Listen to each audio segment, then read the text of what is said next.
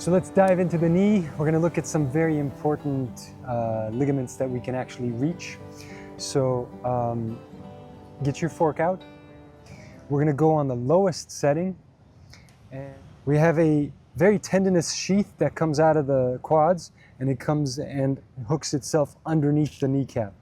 So to get to it, you're going to have to push the kneecap out of the way a little bit. So with the pad of your palm, push on the opposite side, and then you can get under here. If it's tender, you're going to want to put that guy right in there.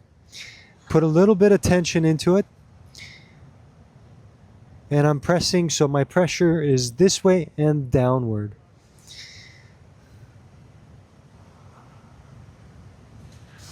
If it's too tender, you want to make sure you back off a little bit on the pressure and make it more of a tug.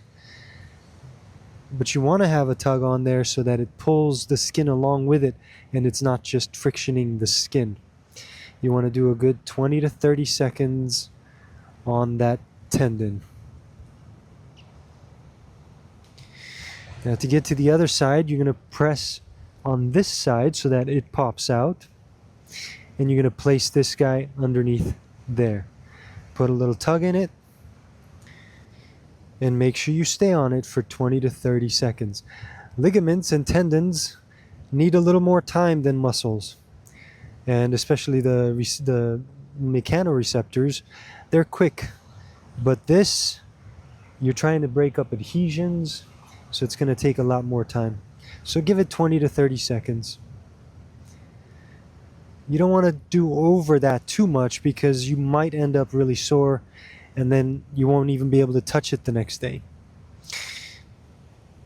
There's also a ligament right here. If you come off the tibia and you're falling right off that bone right there, you can get into that spot, and that's going to be another small tug, just like that. For this part, I can also use the elongated head. But since we're already working with it, might as well just use the fork. It'll still do a nice cross fiber action on it.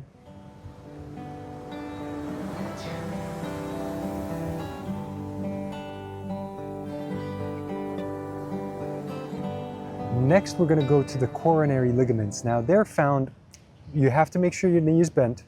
They're found if you take your finger and touch the edge of your kneecap and then drop down, you'll come to a little shelf right here.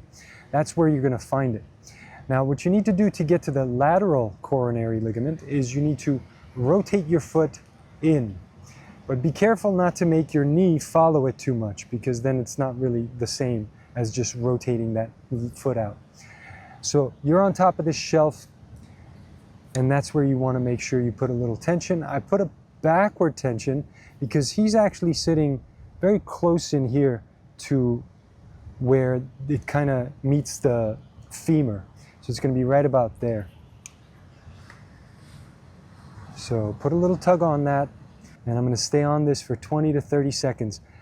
These are very important when your knee feels unstable or weak.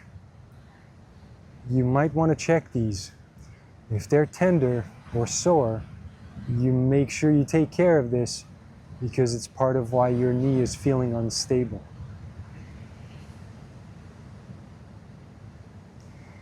And now to get to the medial coronary ligament, you're going to have to turn your foot out a little bit. So make sure you rotate that foot out. Again, if you come from the side of your kneecap down, you'll fall on this little shelf right here. This one on this side is not as big on that side, but it's still noticeable. And again, you're going to come close to the femur epicondyle here, and you're going to be right in this area here. You're going to put a little tug like that. Remember that we're trying to be parallel to the area of the body we're working on. So that's why if you notice, my knee and my massage gun are at a slight diagonal to each other, because that will make the head of the massage gun parallel to the area that I'm working on.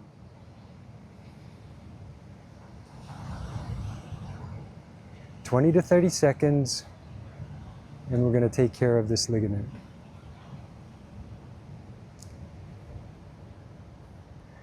Now for the next part, we're going to switch to the elongated head.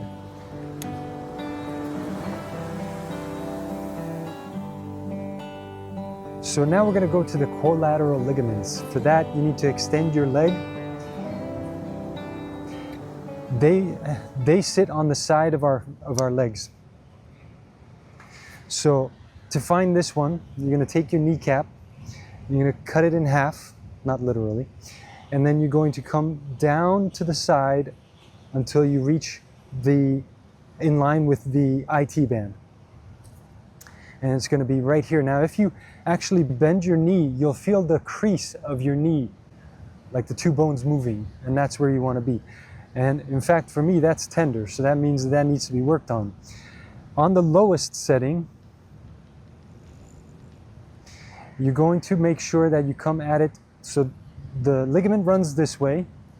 We need to be perpendicular to it, so that's this way. So we're going to come at it right there. Careful not to get your skin pinched in that, so make sure you're far enough away from the body, this portion of the gun, so that you don't get it caught. I have caught it a couple times. And you're going to stay on that for 20 to 30 seconds. If it feels like it's painful or sore, back off on the pressure that you're putting towards the body and just make it more of a tug. You want this to feel more like a nuisance, not painful. Now to get to the medial side of it, again, you're going to cut your kneecap in half and come down until you reach like the most prominent part of that bone. And this is where you're going to be. Again, we're going to put a perpendicular tug on that. And you'll notice the difference if I'm just on it like that as opposed to a tug. So this is no tug with a tug. You'll notice that a lot more of that knee is moving, so more fascial movement. That means we're really getting the tendons and ligaments to move. And when they're frictioning, they're breaking up their adhesions. 20 to 30 seconds for this medial collateral ligament. There's one more that I'd like to get to. This is a tendon actually, and it's the attachment for our hamstrings, and I believe even our sartorius muscle. But let's look at it. So if you take your hamstrings and you follow them, you'll notice that they attach on this bone here, and that's where you're going to be. Now, because they come this way, we want to make sure our tension is more this way. So if we extend the leg a little bit, we're coming at it this way. So that's where we're going to want to be. Put a little tug on that. This is an overlooked attachment of the hamstrings that is very important and is often very tender for most people. So we want to make sure that we take care of that one as well.